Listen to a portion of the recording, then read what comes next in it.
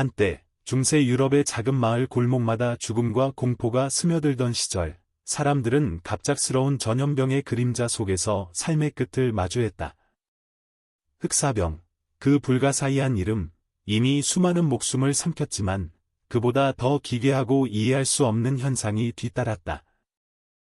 작은 마을 광장 한가운데 사람들은 이유도 모른 채 춤을 추기 시작했다.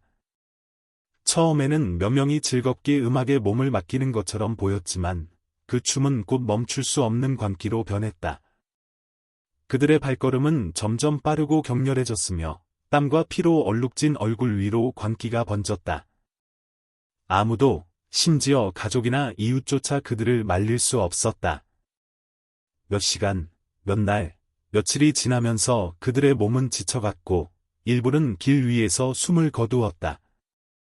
그러나 또 다른 이들은 그 죽음의 춤에 합류했고 광장은 살아있는 혼령들로 가득 찼다. 마을 사람들은 처음에는 이를 신의 벌로 여겼다. 교회의 종탑에서 울리는 종소리는 경고와 탄원의 의미였으며 사제들은 기도를 통해 이 저주를 막으려 했지만 그들은 무력했다. 춤추는 자들의 눈동자는 공포와 황홀함 사이를 오갔고 마치 다른 세계와 접속한 듯한 혼미함 속에서 몸을 흔들었다. 의학적 지식이 극도로 제한된 시대, 사람들은 원인을 추측할 수밖에 없었다.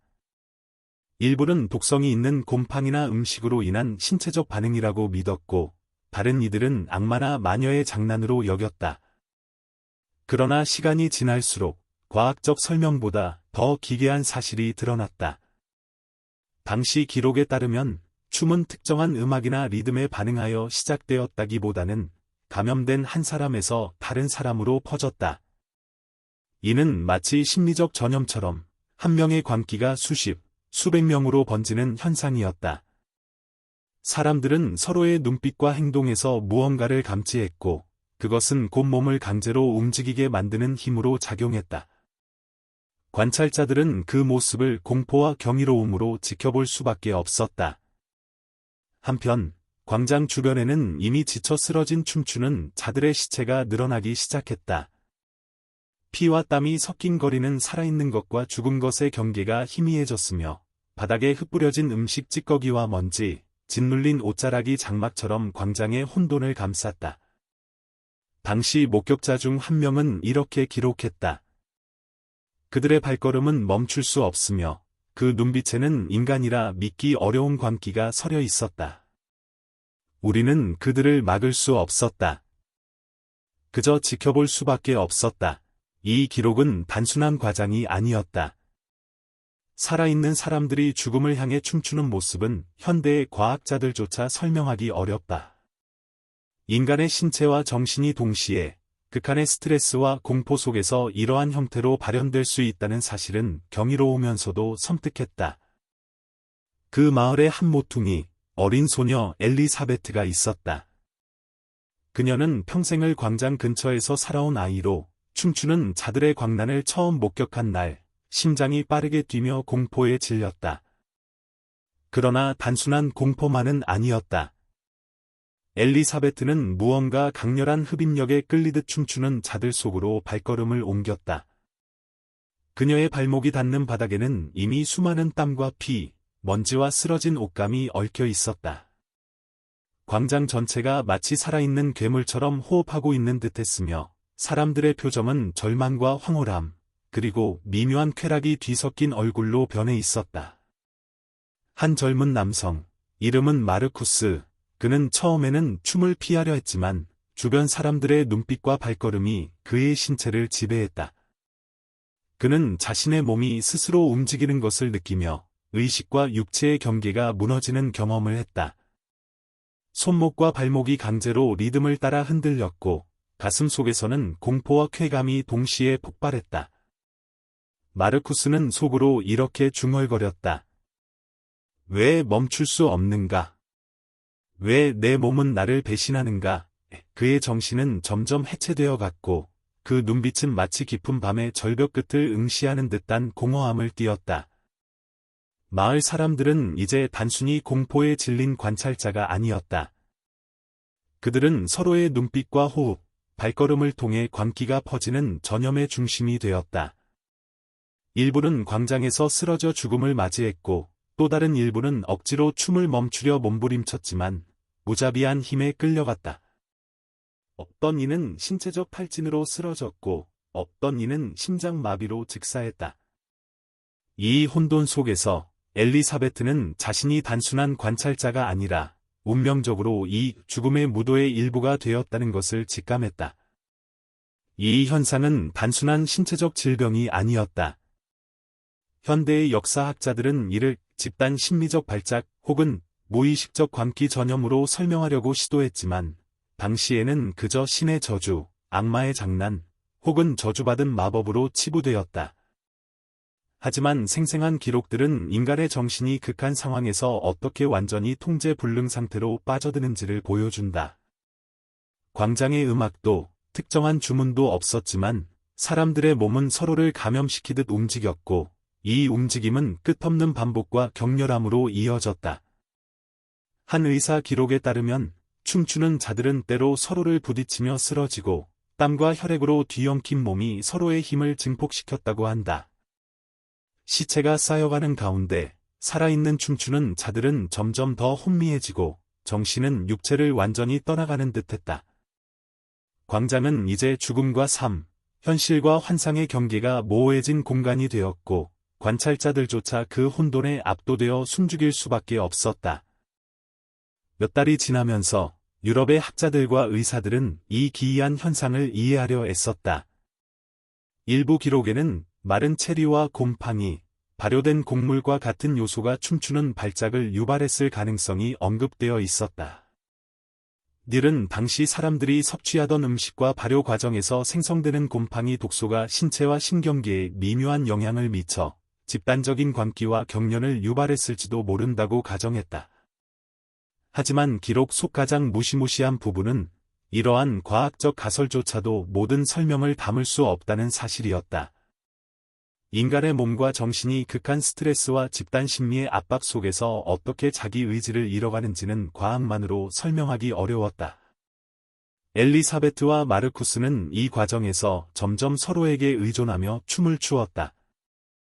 그들의 눈빛은 이제 단순한 공포가 아닌 기묘한 연결을 맺고 있었다.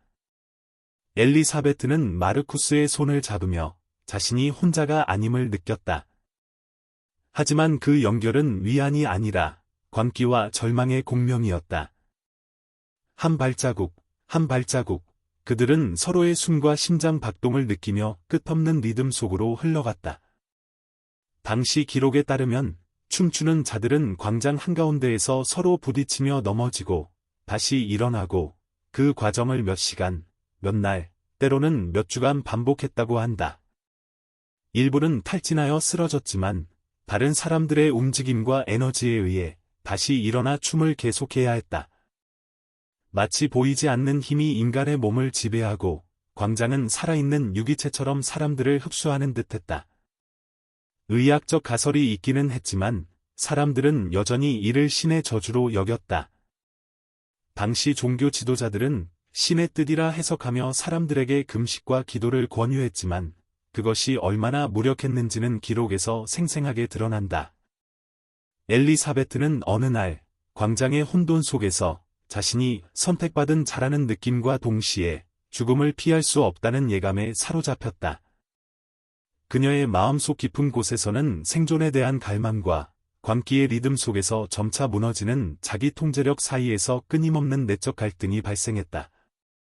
한 역사학자는 후대에 이렇게 기록했다.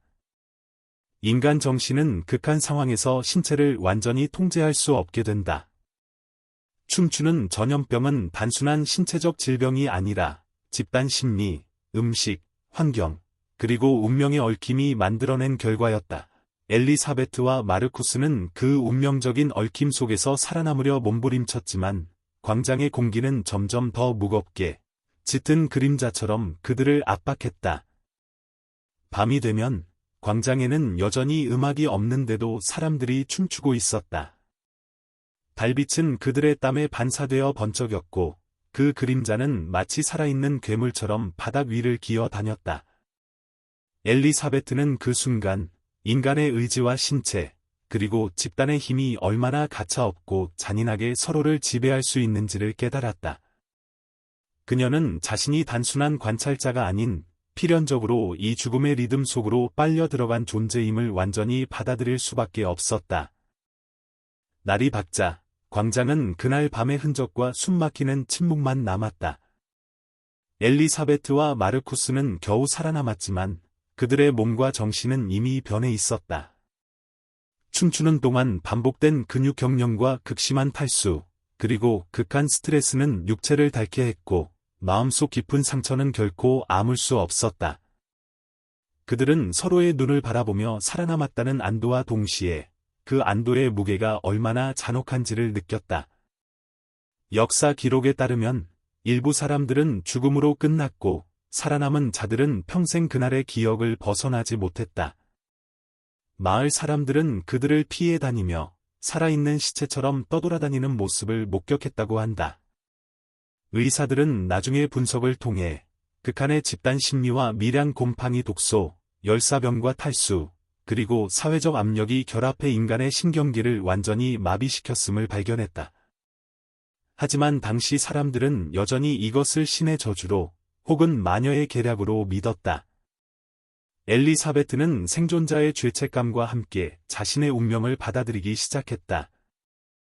그녀는 춤추는 동안 마르쿠스와 느꼈던 기묘한 연결과 광기의 리듬을 인간 정신의 한계와 필연적인 운명으로 이해하려 했다. 그러나 그 이해마저도 위로가 되지 않았다. 매일 밤 그녀의 꿈 속에서는 광장의 그림자가 살아 움직이며 자신의 몸을 끌고 끝없는 춤을 추게 만들었다. 그녀는 이제 삶과 죽음, 광기와 현실 사이에서 영원히 흔들리는 존재가 되었다. 마르쿠스 또한 예외는 아니었다. 그는 과거의 기억 속에서 무자비하게 죽어간 친구들과 이웃들의 얼굴을 떠올리며 살아남았다는 사실 자체가 무겁고도 고통스러운 형벌임을 깨달았다. 그가 느낀 생존의 기쁨은 순간적이었고, 이내 죽음의 리듬과 공포가 그의 신체와 정신을 재장악했다. 인간의 운명은 단순히 개인의 의지로 조종할 수 없다는 사실, 극한 상황에서 집단의 힘과 환경, 그리고 우연의 악취는 결코 피할 수 없음을 그는 깨달았다. 역사학자들은 이 사건을 연구하며 춤추는 전염병은 단순한 질병이나 저주가 아니라 인간 정신의 취약성과 집단 심리의 극단적 결과였음을 강조했다. 한 연구자는 이렇게 기록했다. 엘리사베트와 마르쿠스, 그리고 광장의 수많은 사람들은 인간 존재의 한계를 보여주는 살아있는 증거였다. 그들의 몸과 마음이 겪은 공포는 지금의 우리가 상상할 수 있는 것보다 훨씬 더 깊고 어둡다. 엘리사베트와 마르쿠스는 살아남았지만 그들의 운명은 이미 파괴되었다. 인간의 의지와 자유는 집단적 광기와 생물학적 요인, 사회적 압력 앞에서 얼마나 연약한지를 보여주는 살아있는 증거로 남았다. 그날 광장에서 벌어진 춤은 끝났지만 그들의 내면에서는 결코 끝나지 않는 음악과 리듬이 영원히 울려 퍼졌다. 역사와 기록 속에서 그들의 이야기는 전해지고 우리는 여전히 그날 밤의 공포와 인간 정신의 취약함을 상상하며 전율한다. 이 사건은 단순한 호기심의 대상이 아니다. 그것은 인간 존재와 집단 심리, 그리고 운명의 필연적 교차로를 보여주는 살아있는 기록이다. 엘리사베트와 마르쿠스의 삶은 끝나지 않았고 그들의 경험은 오늘날 우리가 인간 정신과 극한 상황을 연구할 때마다 계속해서 울림을 준다. 춤추는 전염병, 그것은 단순한 전염이나 저주가 아니라 인간 존재 자체를 시험한 비극이었다.